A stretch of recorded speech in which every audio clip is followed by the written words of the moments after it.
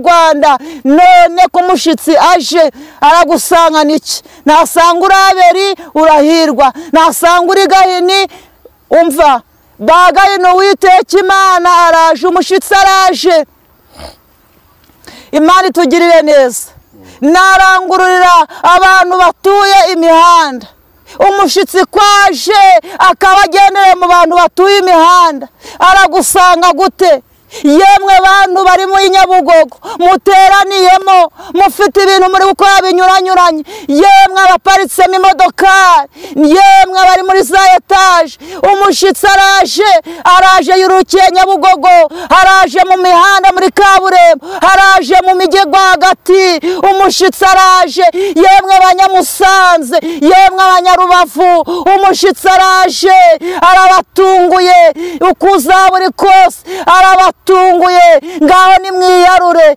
Yesu Kristo abagirire neza umushitsi araje yemwe abanyamusanze abanyarubafu Imana iri kubabwango nimusenge cyane muhagije inda zanyu muri gusarura ibirayi nababwira iki ariko umushitsi kwaje ibirayi ukaba uri kubirya Uwiteka Imana yakwitegereza agasanga uri Gahini waragize urubanza ku bantu batari urubanza baberi urabigenza ute banyarubafu musenge banyamusanze musenge amajyaruguru Imana yambwiye ngo babwire musenge yemwe bari ku mipaka musenge baturiye imihanda baturiye imigi yemwe bari Nyabugogo ni musenge Imana itugirire neza bantu bari mu mahanga musenge umushitsi araje Imana idufashe kandi tugirire neza twambike imbaraga maraso atari urubanza mwagize mukayakuraho mukica abaziranenge ngaho ni mwiyese Imana ibagirire neza ijambo ry'Imana ryari ryo ngiryo rigiraho ribakura rigenda naho ribashitsa ariko mwumve ngo umushitsi araje wibaze ngo mbese naza basanga mpagaze hehe Imana idushoboze ngaho ni muririre abana banyu ngaho ni muririre abagabo banyu ngaho ni muririre abagore banyu yemwe bavyeyi murire muboroge yemwe murire muboroge Imana ibagirire neza kandi abantu bakunda kugenda umuseso wa karekare umushitsi araje witondere kuzinduka uruduruduru rwa karekare umuseso yewe muntu wazirwa karekare witondere ijoro Imana ifite uburakari bwinshi yewe muntu wamenye amaraso atari urubanza ufitanye urubanza n'Imana yewe wa musore we wirebeho urubanza rwa rukuriho ku maraso wamenye Imana itugirire neza yewe wa muvyeyi we amaraso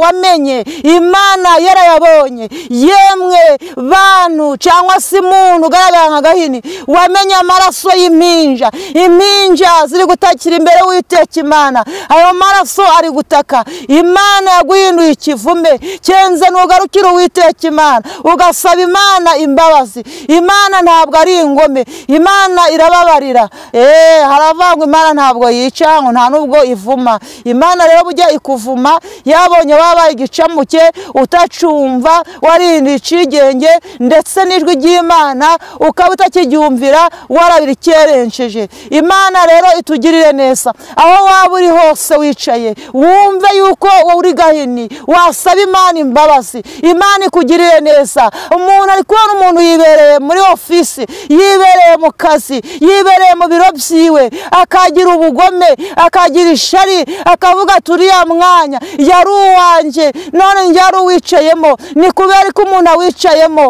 umuntu akamugirira ishari ugasanga mwifurije gupfa ukumva wamugambanira ndetse ukanamwicisha umuhoye ko yicaye mu mwanya wari urimo impamvu Imana yagukuye muri uwo mwanya hari impamvu warangiza ukica mwene so umuntu ukagenda ukamwica mukamutegera mu muhanda umuntu akaba ari mu modokari bakagenda bakamwica imodokari bakayigirira nabi ugasanga umuntu bamwiciye mu muhanda cyangwa se bakamujyana hirya bakavuga bati ni inzoga nyamara atari inzoga kubera ubugome bugwiriye mugarukira aho ngaho musabe Imana imbabazi Imana iri kuvuga kuri ba Gahini yewe Gahini garukira aho ngaho Imana yarakaye baberi barimo bari gutaka baberi bahowe n'ubusa baberi mbese bishwe nta rubanza afitanye n'Imana Imana itugirire neza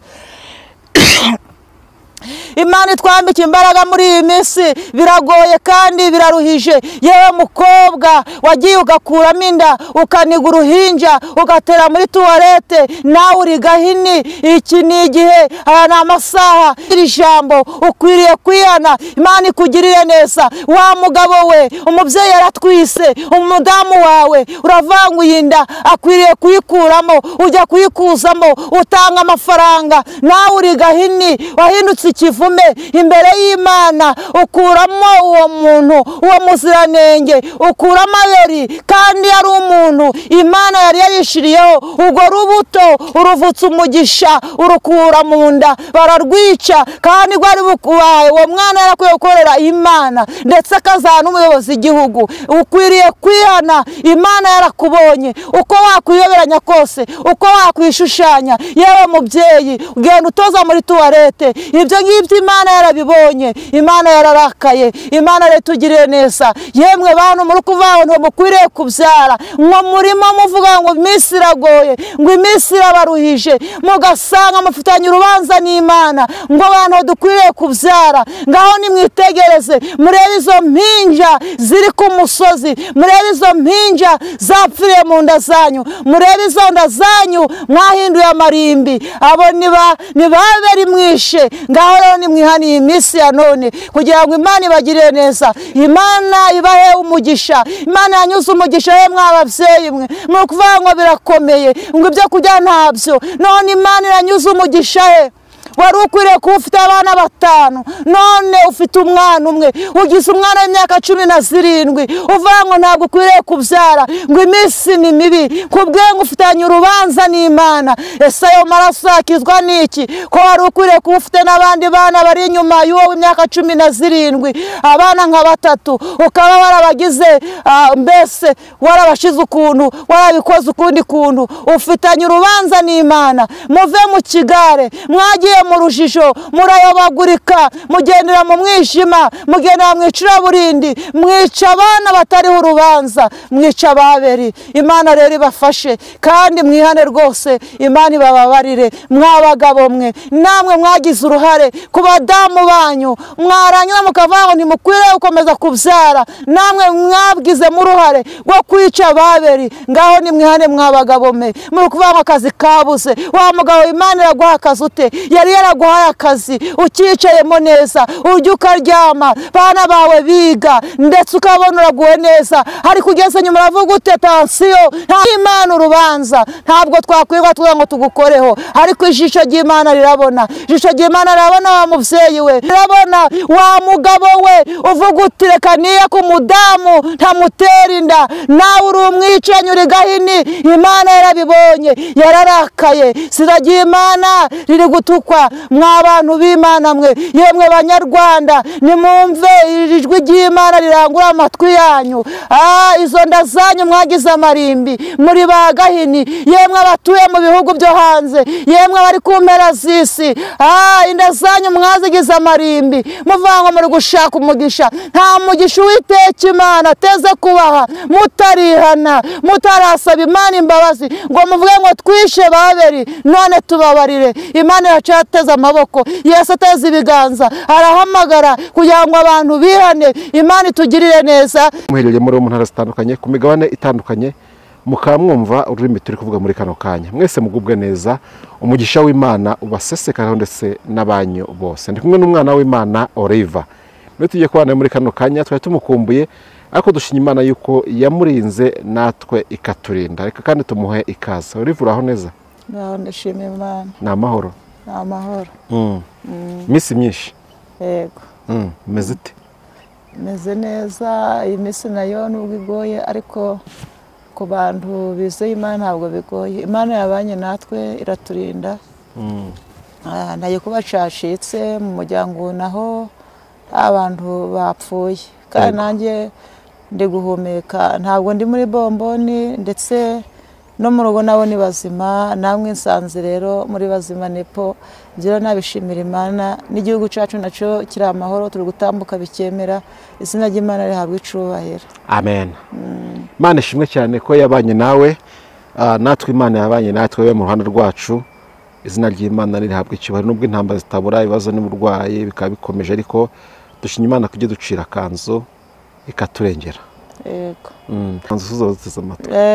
ndabasuhuje rero abanteze amatwi, inshuti z'Umusaraba TV, inshuti za Oliva, ndabakunda. Abari mu gihugu cy'u Rwanda, u Rwanda rwacu ndarukunda, kandi n'abari mu mahanga nabo ndabakunda. Mbese abantu batuye isi yose ku mpera z'isi ndabakunda, kandi abasuhuje mu izina rya Yesu. Mbatureho kuzabona Imana Data wa twese, tuzahure mu bwami bw'ijuru. Nibyo nabaturiraho, kandi Imana ikomeze ibimana, ikomeze bazigame mu izina rya Yesu. Amen.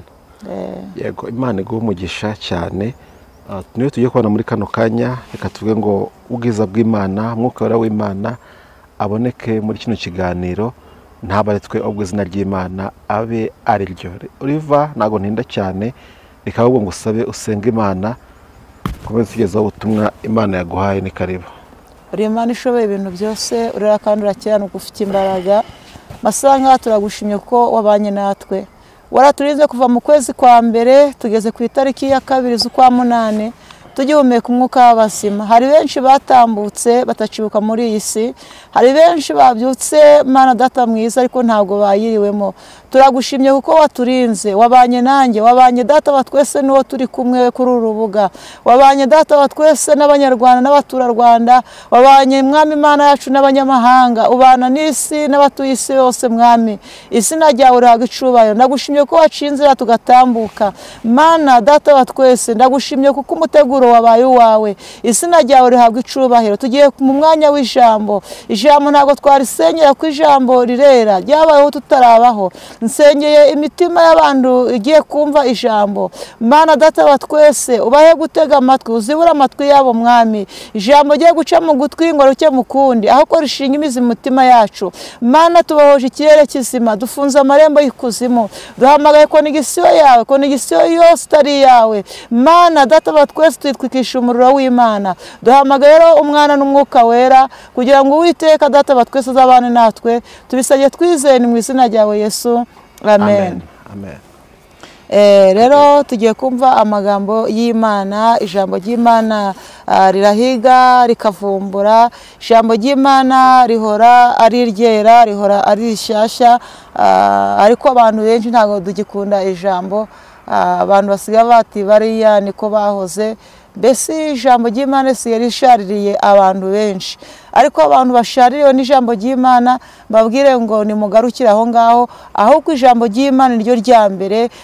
Nubwo turya turi mu isi, twavuga ngo twariye umuceri, twariye amafiriti ndetse n'inyama, ariko biriya byose ijambo rya mbere, ibiryo bya mbere ni ijambo ry'Imana, iby'umubiri bikaza nyuma. Imana yacu nishimwe, Imana itugirire neza. Rero abantu batagikunda ijambo, mugarukire aho ngaho mwumva ijambo. Abantu bari gukunda ibyo kurya, rero ijambo ntimurikunde, ngaho nimugabanye ibyo kurya bibe bikeya, ijambo ry'Imana ribe ryinshi muri mwebwe, kuko rizabatungira ubugingo kugeza ubwo Yesu agiye gutwara itorero, mukazagaragara neza, mbese mukazatambukana insinzi. Tugiye kureba rero amagambo y'Imana ari mu Itangiriro ibice 4. Uyu munsi noneho rero hari uko Umwami Imana adushaka twese, nanjye ndimo. Tugiye gusoma mu Itangiriro ibice 4 ku murongo wa mbere. Turera ku murongo wa mbere, reka badusomere batugereze ku murongo wa 11. Ibyerekeye Kayini na Abeli. Kandi uwo mugabo atwika Eva umugore we inda, abyara Kayini. Aravuga ati mpeshejwe umuhungu n'Uwiteka. Arongera abyara Abeli murumuna wa Kayini. Abeli aba umwungeri w'intama, Kayini aba umuhinzi. Bukeye Kayini azana ituro ku mbuto z'ubutaka ngo ariture Uwiteka. Na Abeli azana ku buriza bw'umukumbi we no ku rugimbu rwawo. Uwiteka yita kuri Abeli no ku ituro rye, maze ntiyita kuri Kayini n'ituro rye. Kayini ararakara cyane, agaragaza umubabaro. Uwiteka abaza Kayini ati, niki kikurakaje kandi niki gitumye ugaragaza umubabaro? Nukora ibyiza ntuzemerwa, ariko nudakora ibyiza, ibyaha byitugatugira ku rugi, kandi ni wowe byifuza, ariko ukwiriye kubitegeka. Kayini abibwira Abeli murumuna we, kandi bari mu gasozi. Kayini ahagurukira Abeli murumuna we aramwica. Uwiteka abaza Kayini ati, Abeli murumuna wawe? Uwiteka abaza Kayini ati, Abeli murumuna wawe ari he? Aramusubiza ati, ndabizi se, ndi umurinzi wa murumuna wanjye. Aramubaza ati, icyo wakoze icyo ni iki? Ijwi ry'amaraso ya murumuna wawe rirantakira ku butaka, noneho uri ikivume ubutaka bwanga. Noneho uri ikivume ubutaka bwanga, bwasamuye akanwa kabwo bwakira amaraso ya murumuna wawe, ukuboko kwawe kwavushije. Yego. Imana yacu rero itugirire neza kandi itwambike imbaraga, iduhe kunesha muri iyi minsi.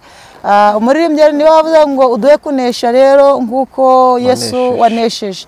Imana muri iyi minsi rero, banyarwanda, banyarwandakazi, abari mu bihugu bitandukanye, Imana ibahe kunesha, Imana iduhe kunesha muri iyi minsi, itugirire neza. Bavuga butumwa turimo tuvuga ijambo ry'Imana, yego nibyo, ugasanga tuvuga ngo abantu ngo ngaho rero nibagire kunesha. Namwe bahanuzi, bashumba, bapasiteri, abantu bagabura iby'Imana, natwe twese tutishize, Imana iduhe kunesha nk'uko Yesu yanesheje. Ijambo ry'Imana rero, mwumvise inkuru ya Gahini na Abeli. Uyu Gahini na Abeli bari abavandimwe babiri, bari barabyawe na Eva. Mwabyumvise, umuntu uri bushake gukomeza kurikurikirana arisome arabyumva neza.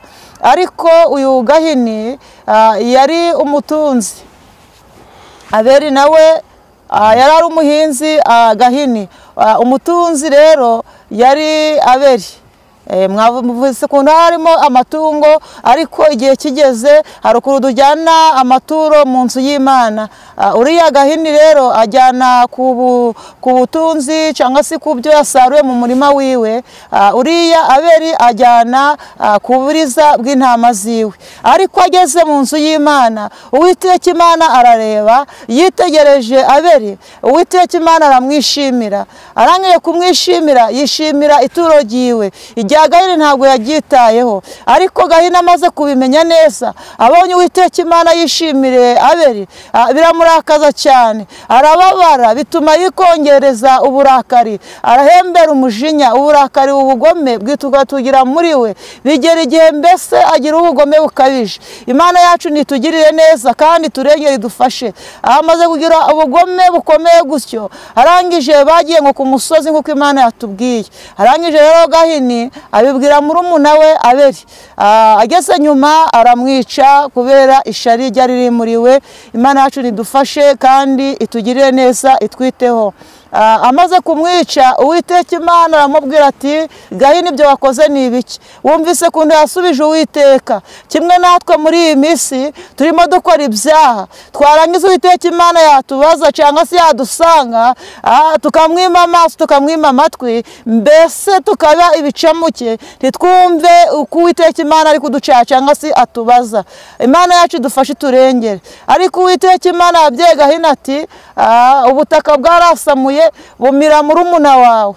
Imana iramubwira iti rero guhera uyu munsi ubaye igicamuke ndetse n'inzererezi. Imana yacu itugirire neza, Imana iturengere. Muri iyi minsi cyangwa mu minsi yatambutse, twasenganye n'abantu bagaragara nka ba Gahini mu rusengero, waririmbanye na ba Gahini, ugera nabo ndetse n'umugabo wawe nawe yaba Gahini, nawe mugabo we umudamu nawe yakubera Gahini. Imana itugirire neza, itwiteho muri iyi minsi. Naje kubabwira ijambo ritubwira yuko tutakwiriye kugira ishari, tudakwiriye kwica abandi, tubahoye iki? Tubahoye ishari, tubonye ko Imana yabagiriye neza cyangwa se Imana ibishimira. Birababaje rero, biteye agahinda. Uyu Gahini yishe murumuna we kubera umujinya n'ishari, kuko Imana yari yamaze gukunda Abeli. Mbese uko nakwibariza abantu, wowe muri iyi minsi wa mugabo we cyangwa se wa mubyeyi we, waba uri Abeli Imana yishimira? Rero ni ikibazo nanjye nibaze. Imana rero itugirire neza. Rero ijambo rero navuga ngo tureke ubugome, tureke ubwicanyi. Yemwe bantu bafite ubwicanyi muri iyi minsi, Imana yararakaye, yarababaye. Imana itugirire neza.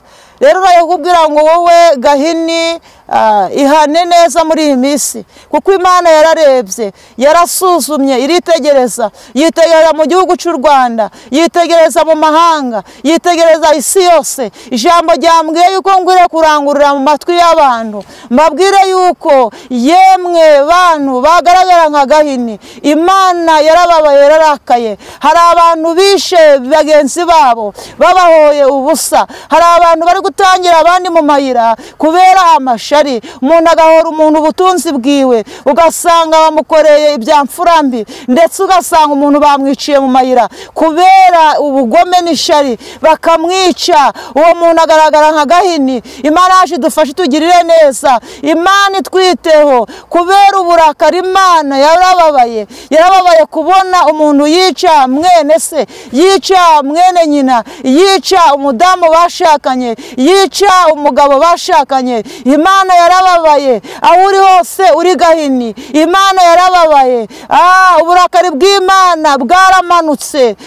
Gahini wumvise ko Imana yamubwiye ngo nguhindura igicamuke ndetse n'inzererezi, amuhindura ikivume kubera ubugome. Yewe rero wavishije amaraso mu biganza byawe, ko waravishije amaraso, ufite ukuntu wavishije amaraso, wakwihana uyu munsi. Ni wowe ijambo ryaziye, ni wowe Gahini Imana iri kubwira. Warenganije Abeli, uramurenganya, ntacyo agutwaye, nta n'icyo akuvuzeho kubera ubugome. Ugarukira aho ngaho. Imana itugirire neza. Abavandimwe bari kwicana, ugasanga umuntu yifuriza undi ikibi kubera ishari n'ubugome. Imana ibagirire neza. Nababwira ngo Imana ifite uburakari bwinshi.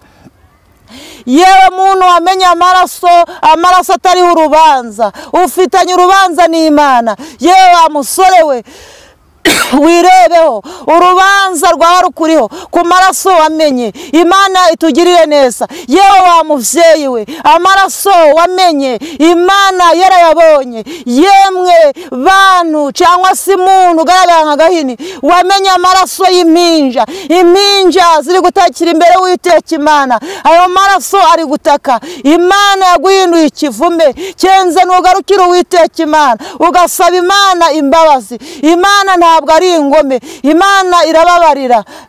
Haravangwa Imana ntabwo yica, ngo nta nubwo ivuma. Imana rero bujya ikuvuma yabonye wabaye igicamuke, utacumva, warindiye icigenge, ndetse n'ijwi ry'Imana ukaba utakiryumvira, warabirikerenceje. Imana rero itugirire neza. Aho waba uri hose wicaye, wumve yuko uri Gahini, wasaba Imana imbabazi. Imana ikugirire neza. Umuntu ari kubona umuntu yibereye muri ofisi, yibereye mu kazi, yibereye mu biro byiwe, akagira ubugome, akagira ishari, akavuga turiya mwanya yari uwanjye, none njye ari uwicayemo. Ni kubera ko umuntu awicayemo, umuntu akamugirira ishari, ugasanga mwifurije gupfa, ukumva wamugambanira, ndetse ukanamwicisha, umuhoye ko yicaye mu mwanya wari urimo. Impamvu Imana yagukuye muri uwo mwanya, hari impamvu. Warangiza ukica mwene so, umuntu ukagenda ukamwica, mukamutegera mu muhanda, umuntu akaba ari mu modokari, bakagenda bakamwica, imodokari bakayigirira nabi, ugasanga umuntu bamwiciye mu muhanda, cyangwa se bakamujyana hirya, bakavuga bati ni inzoga, nyamara atari inzoga, kubera ubugome bugwiriye. Mugarukire aho ngaho, musabe Imana imbabazi. Imana iri kuvuga kuri ba Gahini. Yewe Gahini, garukira aho ngaho. Imana yararakaye. Babeli barimo bari gutaka, Babeli bahowe n'ubusa, Babeli mbese bishwe, nta rubanza bafitanye n'Imana. Imana itugirire neza. Imana itwambika imbaraga muri iyi minsi, biragoye kandi biraruhije. Yewe mukobwa wagiye ugakuramo inda, ukaniga uruhinja, ugatera muri tuwarete, nawe uri Gahini. Iki ni igihe, aya ni amasaha, iyi tariki ni iya 2 z'ukwa munane. Wumvira ijambo, ukwiriye kwihana. Imana ikugirire neza. Wa mugabo we, umubyeyi yaratwise, umudamu wawe uravanguye inda, akwiriye kuyikuramo, ujya kuyikuzamo, utanga amafaranga amafaranga, nawe uri gahini wahindutse ikivume imbere y'Imana, ukuramo uwo muntu, uwo muziranenge, ukuramo Abeli kandi yari umuntu Imana yari yarishiriyeho. Ubwo rubuto uruvutse umugisha urukura mu nda, bararwica kandi rwari bukubaye. Uwo mwana yarakwiye gukorera Imana ndetse akazana n'umuyobozi w'igihugu.